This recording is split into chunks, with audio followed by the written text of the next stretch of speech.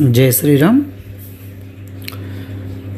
అయోధ్యలో ఈరోజు ఒక అద్భుత ఘట్టం జరిగింది. అది మనందరికీ తెలిసిందే.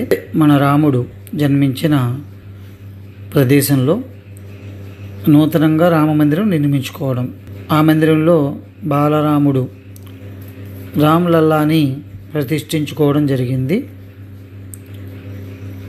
అంటే ఈ కార్యక్రమం అంతా కూడా శ్రీరామ జన్మభూమి తీర్థ ట్రస్ట్ వారి ఆధ్వర్యంలో మన ప్రధానమంత్రి గారు నరేంద్ర మోడీ గారు అలాగే పలువురు ప్రముఖుల సమక్షంలో ఈ రామ్లల్లా ప్రాణప్రతిష్ఠ వేడుకలు చాలా అద్భుతంగా వైభవంగా జరిగాయి.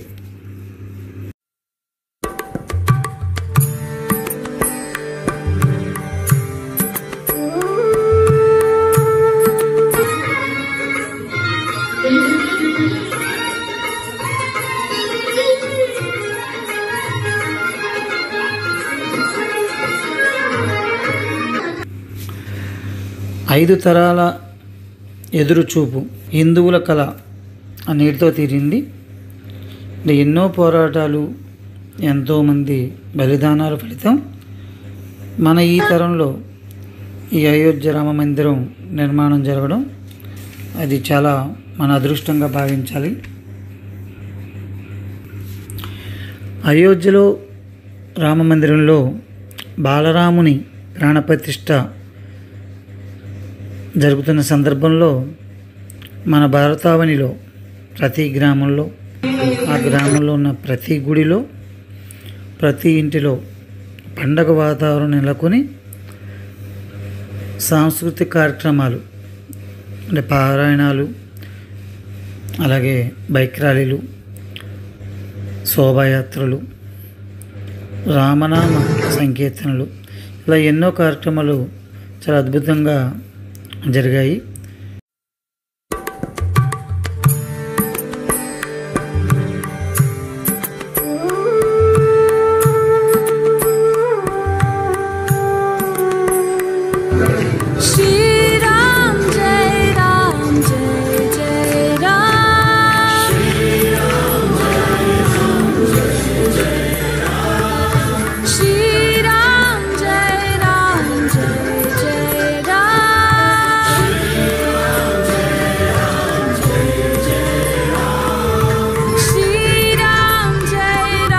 అలాగే ప్రాణప్రతిష్ఠ సందర్భంగా ఈ కార్యక్రమం అందరూ కలిసి సామూహికంగా చూడాలనే ఉద్దేశంతో మన ఉండి రాజులపేటలో శివాలయంలో ఒక స్క్రీన్ ఏర్పాటు చేయడం జరిగింది. ఎందుకంటే ఇలాంటి ఒక అద్భుత కార్యక్రమం ఎవరికి వారి ఇంటిలో చూడటం కంటే అందరం కూడా రామనామ సంకీర్తనలతో అందరం కూడా ఒక చోట చేరి ఇలాంటి కార్యక్రమం మనం వీక్షించడం ఒక అవకాశంగా భావించి ఈ కార్యక్రమం మనం శివాలయంలో ఏర్పాటు చేయడం, అలాగే ఆకివీడికి చెందిన చిన్నారుల చేత కూడా కూచిపూడి నృత్యం ఏర్పాటు చేయడం జరిగింది.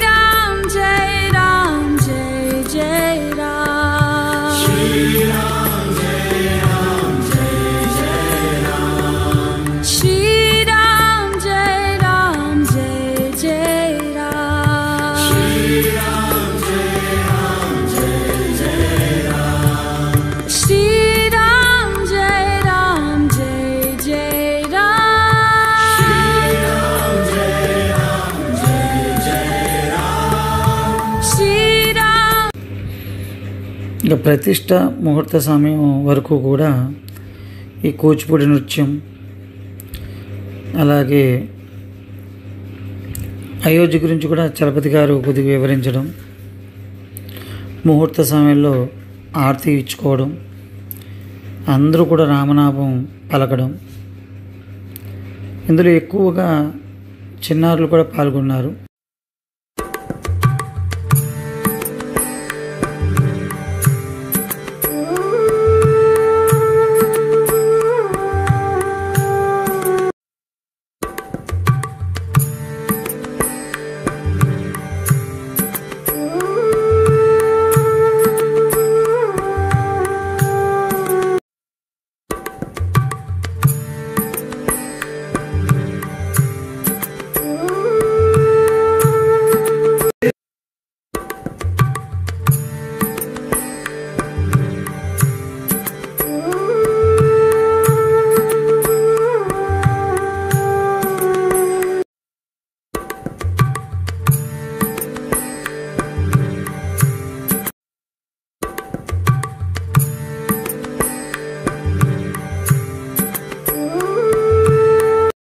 నిదర్శనం 86లో ఆయన దర్శనం చేసిన తర్వాత 6 స్థానాలు తీయించిన తర్వాత 89లో కేసు ప్రారంభం అయితే 500 సంవత్సరాల నుంచి పోరాటం, చచ్చిపోవడం ఇవన్నీ కారణంగా జరుగుతున్నా ఆ రోజు ఏదైతే దర్శనం చేసుకున్న తర్వాత ఒకరి వంతున ఒకరిని రాముడే ప్రేరేపరించి ఈ ఆలయం నేనే నిర్మించుకుంటాను అనటానికి నిదర్శనంగా ఆ అయోధ్యలో ఇప్పుడు ఏదైతే నిర్మాణం జరుగుతుందో, ప్రతిష్టా కార్యక్రమం జరుగుతుందో, అక్కడ బాలరాముడి రూపంలో ఆయన దేవాలయంలోకి వెళ్ళటం ఒక అన్యమతస్థుడు చూసి ఇది రాముడు నడయాడిన ప్రేసే ఖచ్చితంగా చెప్పుకోవడం, ఆయన సాక్ష్యం చెప్పడమే కాకుండా ఈ రామాలయం, ఈ రాముడు ఇది నిజమా అనే పరిస్థితి మన న్యాయస్థానాలు మనమే ప్రశ్నించినప్పుడు పుట్టినట్టు అయిన ఆయన 4 లక్షల శ్లోకాలను కంటతా పెట్టి 4 లక్షల శ్లోకాలను రామాయణ, భారత, భాగవత ఇతిహాసాలన్నింటినీ కూడా ఆయన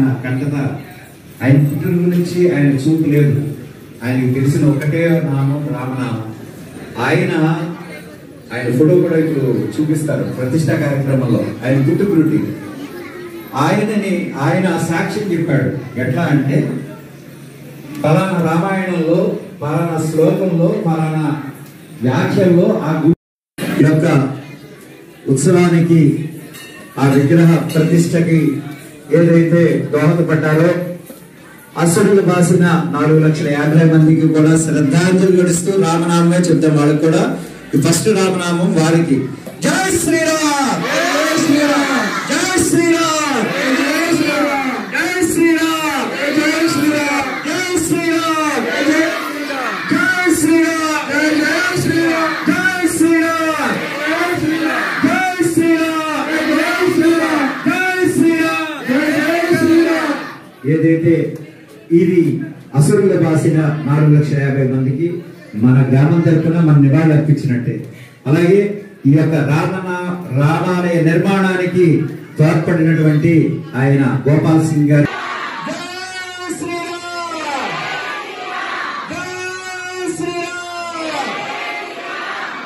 పవిత్రమైన రామనామాన్ని శ్రీరామ రామ రామేది. అమ్మా దయచేసి అక్కడ ఎవరు డిస్టర్బెన్స్ చేయొద్దు. అందరికీ ఇచ్చి మాత్రమే వెళ్తారు, ఇక్కడ ఉన్నవారు మాత్రమే. దయచేసి కూర్చోండి మా పిల్లలందరూ ఒకసారి. Sriram, Sriram,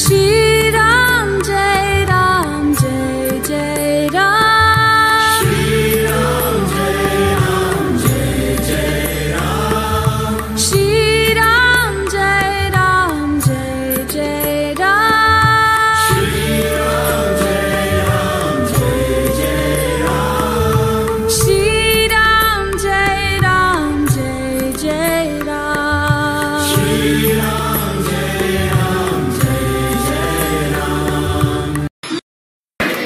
Hare Rama Rama Rama Hare Hare. Hare Rama Rama Rama Hare Hare. Hare Rama Rama Rama Hare Hare. Hare Rama Rama Rama Hare Hare. Hare Rama Rama Rama Hare Hare. Hare Rama Rama Rama Hare Hare. Hare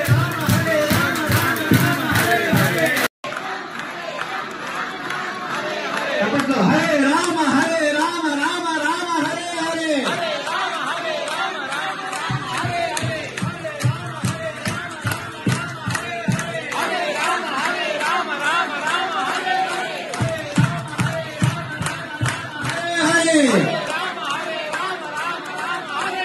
Hare Rama Rama Rama Hare Hare.